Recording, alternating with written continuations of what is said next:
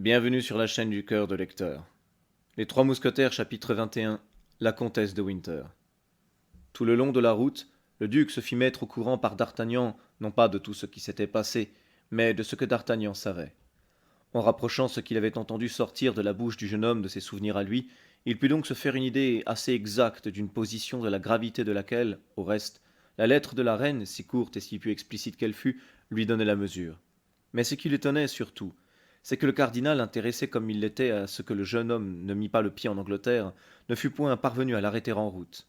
Ce fut alors, et sur la manifestation de cet étonnement, que d'Artagnan lui raconta les précautions prises, et comment, grâce au dévouement de ses trois amis qu'il avait éparpillés tout sanglants sur la route, il était arrivé à en être quitte pour le coup d'épée qui avait traversé le billet de la reine, et qu'il avait rendu à M. de Wardes en si terrible monnaie. Tout en écoutant ce récit, fait avec la plus grande simplicité, le duc regardait de temps en temps le jeune homme d'un air étonné, comme s'il n'eût pas pu comprendre que tant de prudence, de courage et de dévouement s'alliaient avec un visage qui n'indiquait pas encore 20 ans. Les chevaux allaient comme le vent, et en quelques minutes ils furent aux portes de Londres.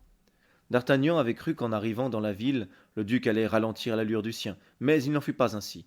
Il continua sa route à fond de train, s'inquiétant peu de renverser ce qui était sur son chemin. En effet, en traversant la cité, 2 ou 3 accidents de ce genre arrivèrent. Mais Buckingham ne détourna pas même la tête pour regarder ce qu'était devenu ce qui l'avait culbuté. D'Artagnan le suivait au milieu de cris qui ressemblaient fort à des malédictions. En entrant dans la cour de l'hôtel, Buckingham sauta à bas de son cheval, et sans s'inquiéter de ce qu'il deviendrait, il lui jeta la bride sur le cou et s'élança vers le perron.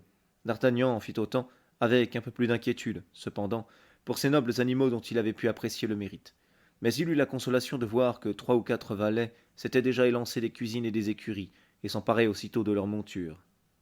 Le duc marchait si rapidement que d'Artagnan avait peine à le suivre. Il traversa successivement plusieurs salons d'une élégance dont les plus grands seigneurs de France n'avaient pas même l'idée, et il parvint enfin dans une chambre à coucher qui était à la fois un miracle de goût et de richesse. Dans l'alcôve de cette chambre était une porte, prise dans la tapisserie, que le duc ouvrit avec une petite clé d'or qu'il portait suspendue à son cou par une chaîne du même métal. Par discrétion, d'Artagnan était resté en arrière, mais au moment où Buckingham franchissait le seuil de cette porte, il se retourna et, voyant l'hésitation du jeune homme, « Venez, dit-il, et si vous avez le bonheur d'être admis en la présence de Sa Majesté, dites-lui ce que vous avez vu. » Encouragé par cette invitation, d'Artagnan suivit le duc, qui referma la porte derrière lui. Tous deux se trouvèrent alors dans une petite chapelle toute tapissée de soie de Perse et brodée d'or, ardemment éclairée par un grand nombre de bougies. Au-dessus d'une espèce d'autel, et au-dessous d'un dais de velours bleu surmonté de plumes blanches et rouges, était un portrait de grandeur naturelle représentant Anne d'Autriche, si parfaitement ressemblant que d'Artagnan poussa un cri de surprise. On eût cru que la reine allait parler. Sur l'autel, et au-dessous du portrait, était le coffret qui renfermait les ferrets de diamants. Le duc s'approcha de l'autel, s'agenouilla comme eût pu faire un prêtre devant le Christ, puis il ouvrit le coffret. « Tenez, lui dit-il en tirant du coffre un gros nœud de ruban bleu, tout étincelant de diamants. Tenez, voici ces précieux ferrets avec lesquels j'avais fait le serment d'être enterré. La reine me les avait donnés, la reine me les reprend. Sa volonté, comme celle de Dieu, soit faite en toutes choses. » Puis il se mit à baiser les uns après les autres ces ferrets dont il fallait se séparer. Tout à coup, il poussa un cri terrible. « Qu'y a-t-il » demanda d'Artagnan avec inquiétude. « Et que vous arrive-t-il, milord ?»« Il y a que tout est perdu » s'écria Buckingham en devenant pâle comme un trépassé. « 2 de ces ferrets manquent. Il n'y en a plus que 10. »« Milord les a-t-il perdus, ou croit-il qu'on les lui ait volés ?»« On me les a volés, » reprit le duc. « Et c'est le cardinal qui a fait le coup. Tenez, voyez, les rubans qui les soutenaient ont été coupés avec des ciseaux. Si milord pouvait se douter qui a commis le vol, peut-être la personne les a-t-elle encore entre les mains. Attendez, attendez, s'écria le duc. La seule fois que j'ai mis ces ferrets, c'était au bal du roi, il y a 8 jours, à Windsor. La comtesse de Winter, avec laquelle j'étais brouillé, s'est rapprochée de moi à ce bal. Ce raccommodement, c'était une vengeance de femme jalouse. Depuis ce jour, je ne l'ai pas revue. Cette femme est un agent du cardinal. Mais il y en a donc dans le monde entier, s'écria d'Artagnan. Oh oui, oui, dit Buckingham en serrant les dents de colère. Oui, c'est un terrible lutteur. Mais cependant, quand doit avoir lieu ce bal? Lundi prochain. Lundi prochain? 5 jours encore. C'est plus de temps qu'il ne nous en faut.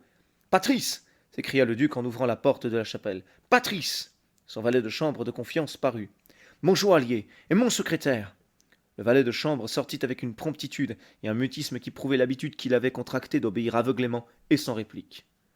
Mais, quoique ce fût le joaillier qui eût été appelé le premier, ce fut le secrétaire qui parut d'abord.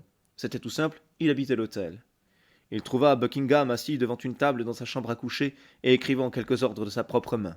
Monsieur Jackson, lui dit-il, vous allez vous rendre de ce pas chez le lord chancelier et lui dire que je le charge de l'exécution de ses ordres. Je désire qu'il soit promulgué à l'instant même. Mais, monseigneur, si le lord chancelier m'interroge sur les motifs qui ont pu porter votre grâce à une mesure si extraordinaire, que répondrai-je? Que tel a été mon bon plaisir et que je n'ai de compte à rendre à personne de ma volonté. Sera-ce la réponse qu'il devra transmettre à Sa Majesté? Reprit en souriant le secrétaire. Si par hasard Sa Majesté avait la curiosité de savoir pourquoi aucun vaisseau ne peut sortir des ports de la Grande-Bretagne. Vous avez raison, monsieur, répondit Buckingham. Il dirait, en ce cas, au roi, que j'ai décidé la guerre et que cette mesure est mon premier acte d'hostilité contre la France. Le secrétaire s'inclina et sortit. Nous voilà tranquilles de ce côté, dit Buckingham en se retournant vers d'Artagnan. Si les ferrets ne sont point déjà partis pour la France, ils n'y arriveront qu'après vous. Comment cela? Je viens de mettre un embargo sur tous les bâtiments qui se trouvent à cette heure dans les ports de Sa Majesté, et à moins de permission particulière, pas un seul n'osera lever l'ancre. D'Artagnan regarda avec stupéfaction cet homme qui mettait le pouvoir illimité dont il était revêtu par la confiance d'un roi au service de ses amours. Buckingham vit, à l'expression du visage du jeune homme, ce qui se passait dans sa pensée, et il sourit.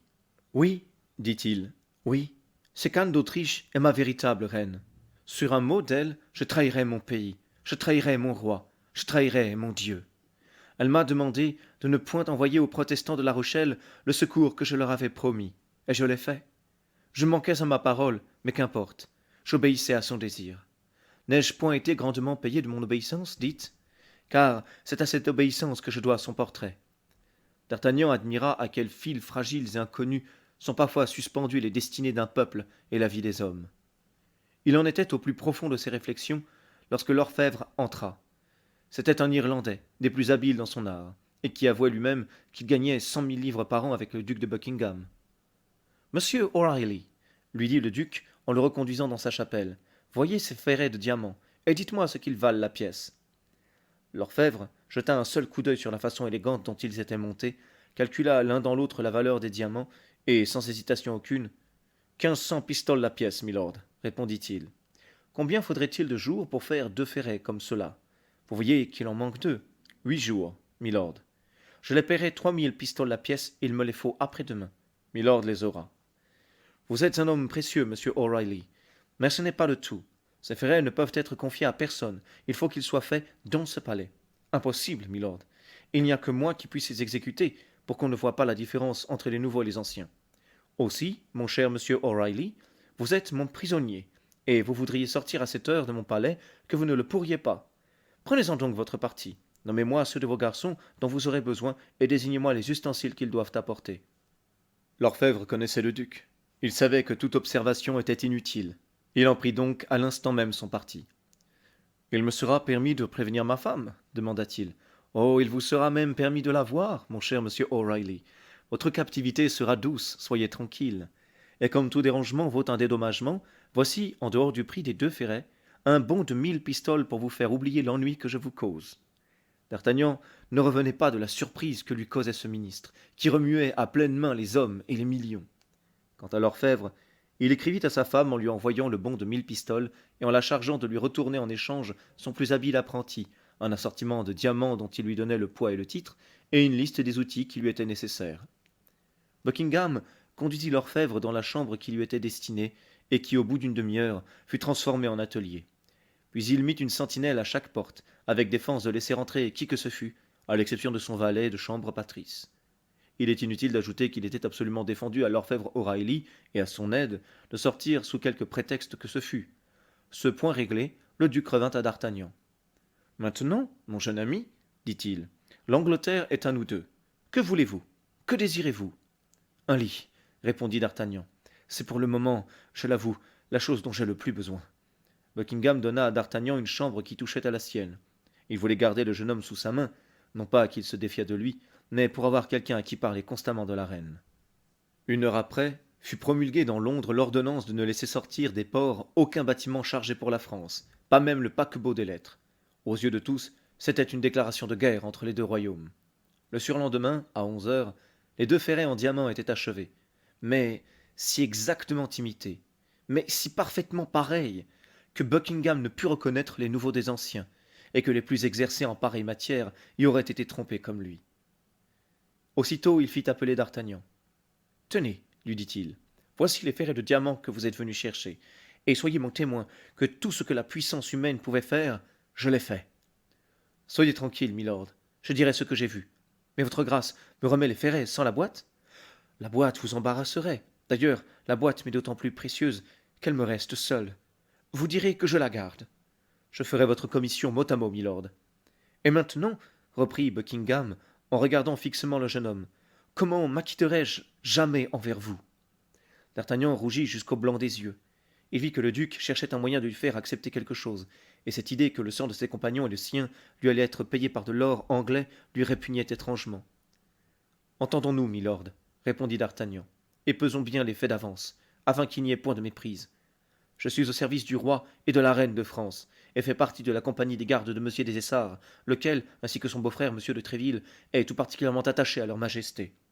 J'ai donc tout fait pour la reine, et rien pour votre grâce. Il y a plus, c'est que peut-être n'eussé-je fait rien de tout cela, s'il ne se fût agi d'être agréable à quelqu'un qui est ma dame à moi, comme la reine est la vôtre. Oui, dit le duc en souriant, et je crois même connaître cette autre personne. C'est milord. Je ne l'ai point nommé, interrompit vivement le jeune homme. C'est juste, dit le duc. C'est donc à cette personne que je dois être reconnaissant de votre dévouement. Vous l'avez dit, milord, car justement à cette heure qu'il est question de guerre, je vous avoue que je ne vois dans votre grâce qu'un Anglais, et par conséquent qu'un ennemi que je serais encore plus enchanté de rencontrer sur le champ de bataille que dans le parc de Windsor ou dans les corridors du Louvre. Ce qui, au reste, ne m'empêchera pas d'exécuter de point en point ma mission et de me faire tuer, si besoin est, pour l'accomplir. Mais, je le répète à votre grâce, sans qu'elle ait personnellement pour cela plus à me remercier de ce que je fais pour moi dans cette seconde entrevue que de ce que j'ai déjà fait pour elle dans la première. Nous disons, nous, fiers comme un Écossais, murmura Buckingham. Et nous disons, nous, fiers comme un Gascon, répondit d'Artagnan. Les Gascons sont les Écossais de la France. D'Artagnan salua le duc et s'apprêta à partir. Eh bien, vous vous en allez comme cela. Par où? Comment? C'est vrai. Dieu me damne.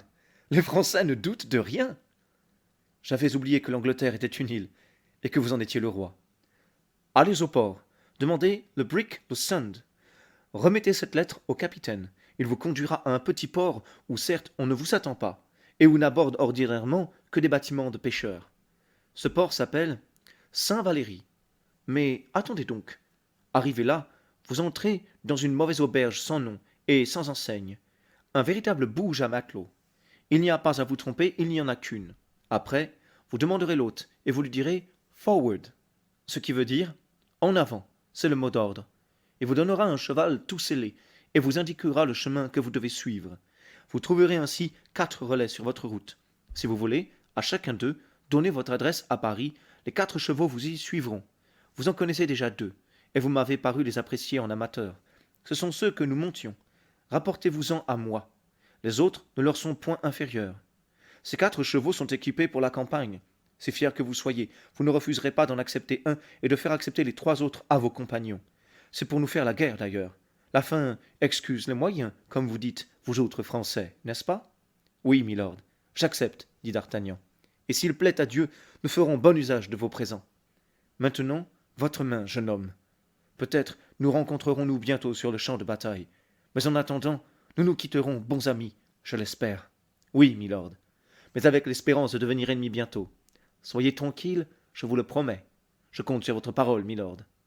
D'Artagnan salua le duc et s'avança vivement vers le port. En face la tour de Londres, il trouva le bâtiment désigné, remit sa lettre au capitaine, qui la fit viser par le gouverneur du port, et appareilla aussitôt. 50 bâtiments étaient en partance et attendaient. En passant bord à bord de l'un d'eux, d'Artagnan crut reconnaître la femme de Meung, la même que le gentilhomme inconnu avait appelée Milady, et que lui, d'Artagnan, avait trouvée si belle. Mais, grâce au courant du fleuve et au bon vent qui soufflait, son navire allait si vite qu'au bout d'un instant on fut hors de vue. Le lendemain, vers 9 heures du matin, on aborda à Saint-Valery. D'Artagnan se dirigea à l'instant même vers l'auberge indiquée et la reconnut aux cris qui s'en échappaient. On parlait de guerre entre l'Angleterre et la France, comme de choses prochaines et indubitables, et les matelots joyeux faisaient bombance. D'Artagnan fendit la foule, s'avança vers l'hôte et prononça le mot forward. À l'instant même, l'hôte lui fit signe de le suivre, sortit avec lui par une porte qui donnait dans la cour, le conduisit à l'écurie où l'attendait un cheval tout scellé, et lui demanda s'il avait besoin de quelque autre chose. J'ai besoin de connaître la route que je dois suivre, dit d'Artagnan. Allez d'ici à Blangy, et de Blangy à Neufchâtel. À Neufchâtel, entrez à l'auberge de la Herse d'Or, donnez le mot d'ordre à l'hôtelier, et vous trouverez, comme ici, un cheval tout scellé. Dois-je quelque chose demanda d'Artagnan. Tout est payé, dit l'hôte, et largement. Allez donc, et que Dieu vous conduise. Amen, répondit le jeune homme en partant au galop.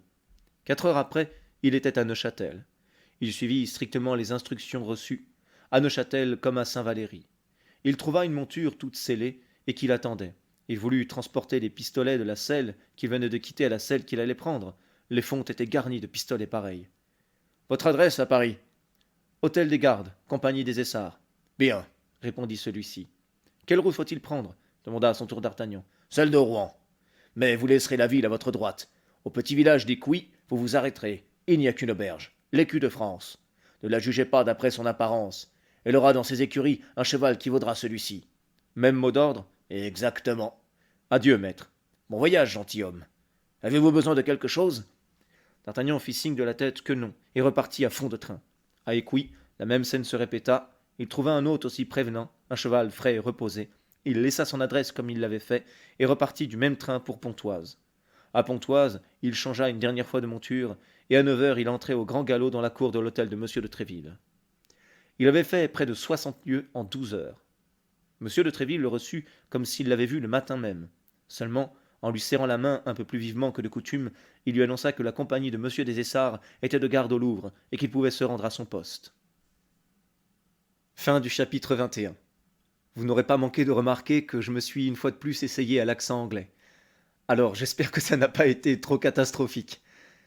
C'est que je n'arrive pas encore à travailler beaucoup de voix et l'accent me permet de moduler encore un petit peu. Mais j'imagine qu'il faut que je travaille l'accent aussi. Si la vidéo vous a plu malgré tout, n'hésitez pas à laisser un pouce en l'air, ça m'encourage vraiment, un commentaire éventuellement, pour me dire ce qui vous a le plus plu ou le moins déplu dans la lecture. En attendant, je vous souhaite une bonne soirée et je vous dis à demain pour la suite des aventures.